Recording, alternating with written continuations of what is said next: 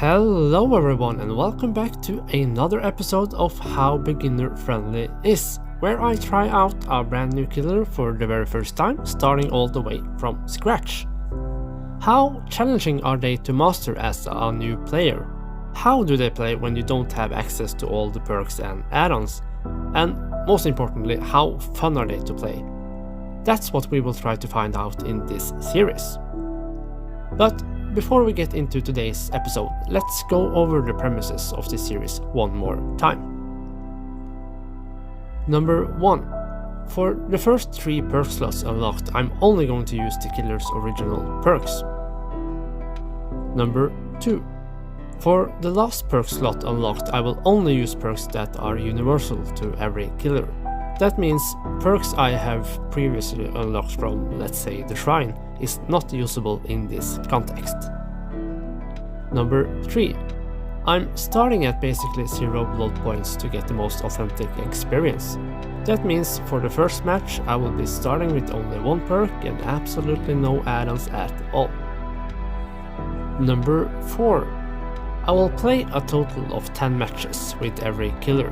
How many levels I gain on the way and the perks and add-ons that I get is out of my control, and if you would do the same as me, your experience would differ from mine. And number 5. I will not read up on any killer beforehand. I'm going in blind as best as I can. The box. You opened it. I came. Today's killer is the one and only Pinhead, aka the Cenobite. First of all, I love this character and I love the Hellraiser movies. The first Hellraiser movie scarred me for life when I saw it at a too early age. This is a killer I am so excited to try out, though I will also admit I'm very nervous for how I will be able to aim with the chains with a controller. We will just need to try out and see. As I have understood, quite a lot of people like meeting Pinhead and thinks he is a fun killer to both play and play against, so maybe that means he is somewhat balanced? A little disclaimer though, as you can see, this character is prestige. When my nephew convinced me to try out this game, we decided to buy the classic horror movie killers like Michael Myers, Freddy Krueger and Pinhead. He played a few games with Pinhead to show me how the game worked and got him to around level 11. Then I spent a lot of blood points after a rank reset to reset him so I could start from scratch. So even though he is prestige, I have never played him before, and I have avoided his perks in the blood webs, so I won't know what they actually do. Let's just say there will be no doubt I have never played this one before throughout the evening. So let's first take a look at his perks. The first perk is called Deadlock. When a generator is finished, the generator with the most progress will be blocked for 20 seconds. This generator will be highlighted in white. I'm not sure about this one.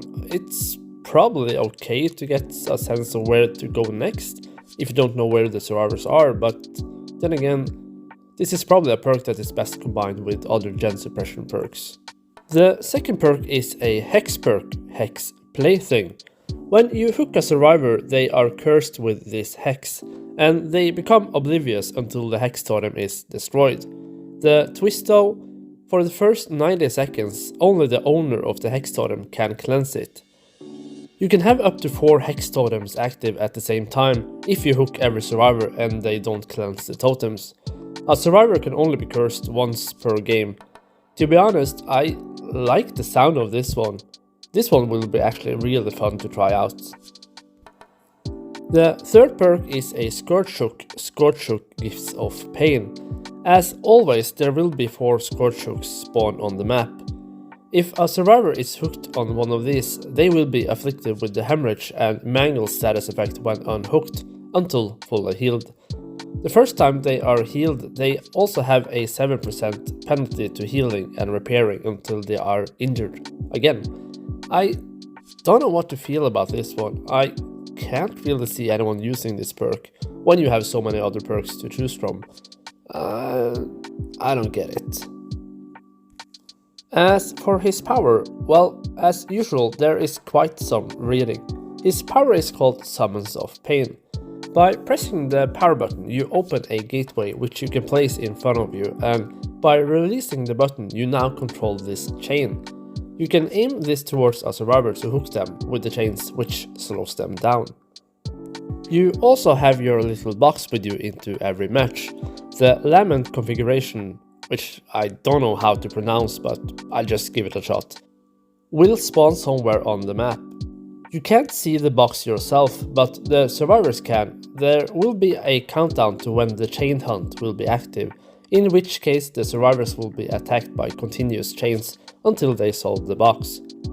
The survivors can also find and solve the box before the chain hunt to reset the timer.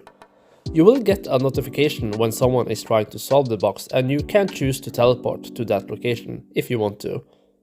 That is basically the gist of it, though it sounds easier than done. There are some decision making in this as well. But with that said, let's just head into our first match of the evening. In the first match we are at the grave of Glenvale. As always, let's try to figure out this killer's power. And I'll admit, I thought it was a bit weird in the beginning, because when I pressed the power button to summon the gateway, I out of reflex pressed the trigger button to try to place it, but that just cancels it. You are supposed to press the power button, then release it to where you want to summon the gateway. That took me some time to get used to. Another thing that was really confusing is how Pinhead's attack animation goes from side to side, compared to most killer attacking from above and down. So it's weird trying to get some sense of where your hitboxes are when attacking. I got used to it in the end, but it was a real struggle in the beginning. I barely got any hits in on this game, but that was okay. That's just a part of the learning curve, and I'm used to it by now. As for this match and the first matches, I teleported to the box every time I could, just to get a sense of how it worked. In the end though, all survivors escaped, as expected. Or, well, one of them took the fast way out, but still. It was a nice match though, and I had fun trying to figure things out. I'll also just say right now, this experience went a bit different than usual, because we had the blood hunt event during this evening, which gave me twice the amount of blood points. So I leveled up much faster than usual. I did get a few add-ons, and as I noticed and heard from other people, they are, well, boring. It's kind of similar to Pyramid Head's add-ons. They are just bland, there's no variety and don't really change the playstyle in any way. That is a bit disappointing. I just slapped some of them on and headed into the next match. And we are back at the grave once again. Ugh. This game went a bit better and I got some early hooks in. I'm still not used to the attack animation, and that stumbled me many times. In this game I also learned that to be able to teleport to the box you need to look in the direction of the box. I still was so confused of how to use the teleport or when to and not to teleport. I still did it every single time I could just to get a sense of where you teleport compared to where the survivors with the box are. A good example is this one, where the survivor was a smarty pants and I teleported downstairs. I was then a smarty pants and summoned some chains, so Cress won, Jake won. And also, I just need to get this out of the way. This sound, does it remind you of something? Yeah, you're welcome. It ended up being 2 kills though. I could kill this Nancy right at the finish line as well, but my chat didn't approve of that, so I had to let her go. I did unlock my second perk slot already, and I went with Deadlock for the second perk. As for the third game, I don't know, there wasn't really much to talk about. I had a few good chains in, some hits and some kills.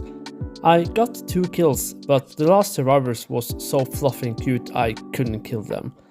All in all, it was a good game, but nothing special to talk about, so let's just head into the next match. And, well, we have seen this before, haven't we? Ugh. I can't be bothered with this, but damn it, they brought a cake. Now I need to finish this game. But guess what? Their skills didn't match their bulliness. Far from it, actually. So this was a pretty easy game.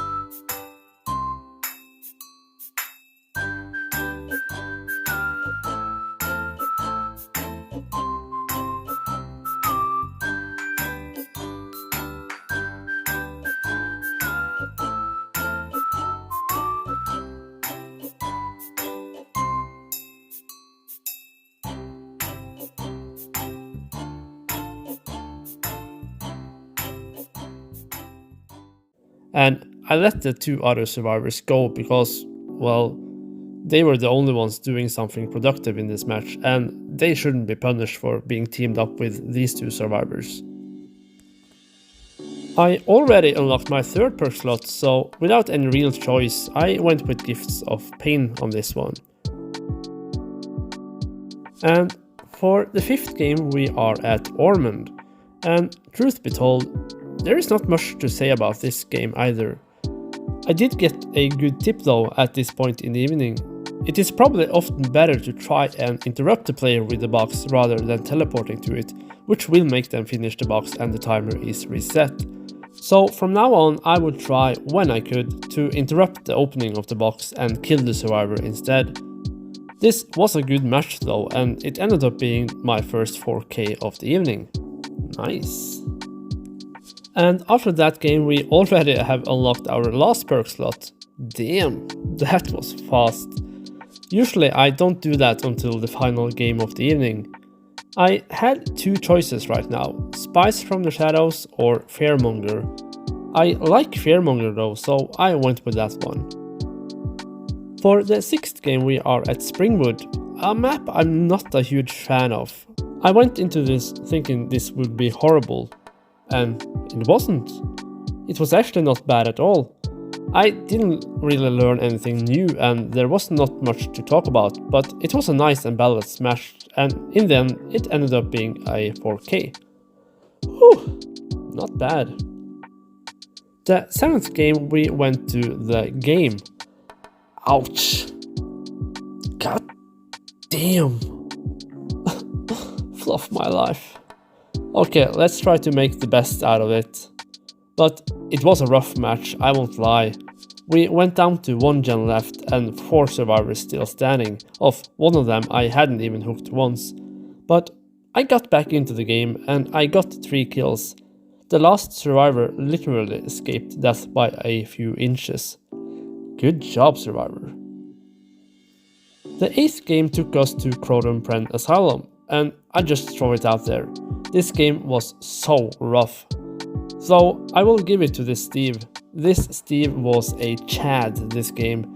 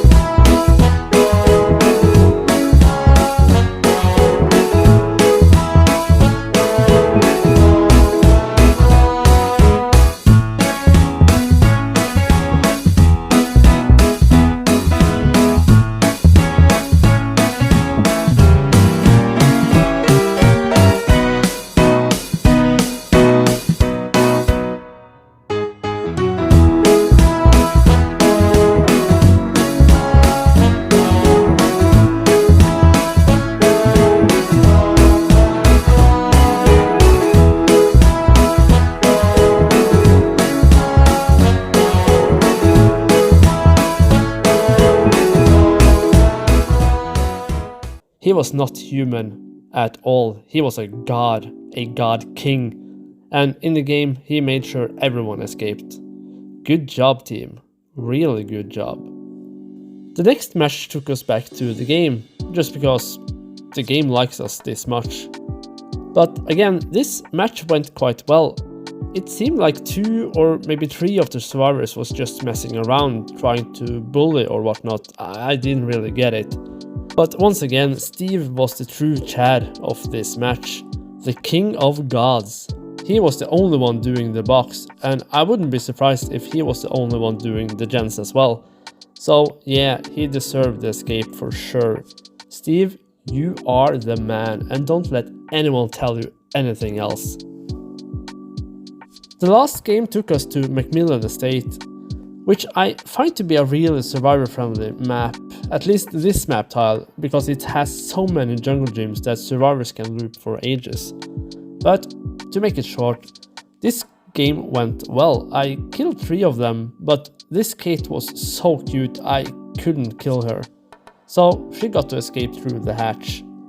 It was a good game, just not much to talk about. Well, that was 10 matches and the evening is over. Or usually it would be. But damn, I had so much fun with this killer and I just had to do one more bonus game. And I wanted to go out with a bang and brought a Mori. And guess what? I got 4 Mori kills. What a perfect ending to the evening. Enjoy!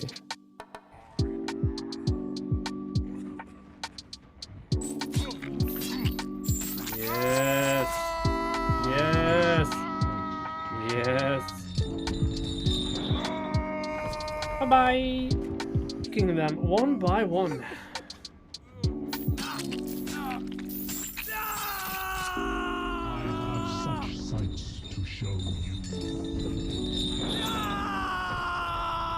Yeah.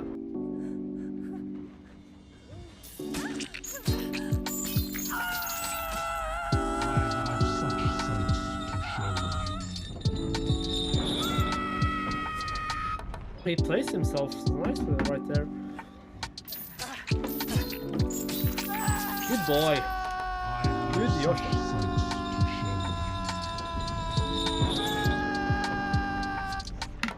Wow, that man screamed. So, after this evening, how do I feel about Pinhead as a killer? Well, you kind of guessed by now, but I fluffing loved him.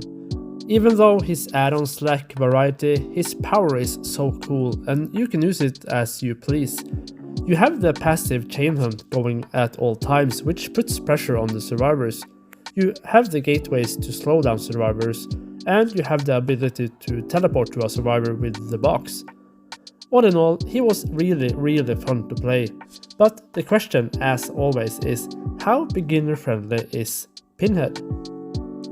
Well, I don't really see why he is considered very hard to play. I would give him a 5 out of 10. Yes, his gateway power is very hard to aim at times, and you need to time when to use it to get the most use of the chains and not have them break right away from, let's say, the environment. The ability to teleport might not be the best as it doesn't resolve in a chain hunt no matter what, but just the passive progress of the chain hunt itself and the survivors needing to spend time to do the box is nice and give you a bit of relief. His perks are not the best, but Hex Plaything can be really good and is also a way of putting a passive pressure on the survivors, which is nice for a new player. All in all, I really recommend this killer. And with that said, thank you so much for watching and I'll see you next time. Whoop whoop!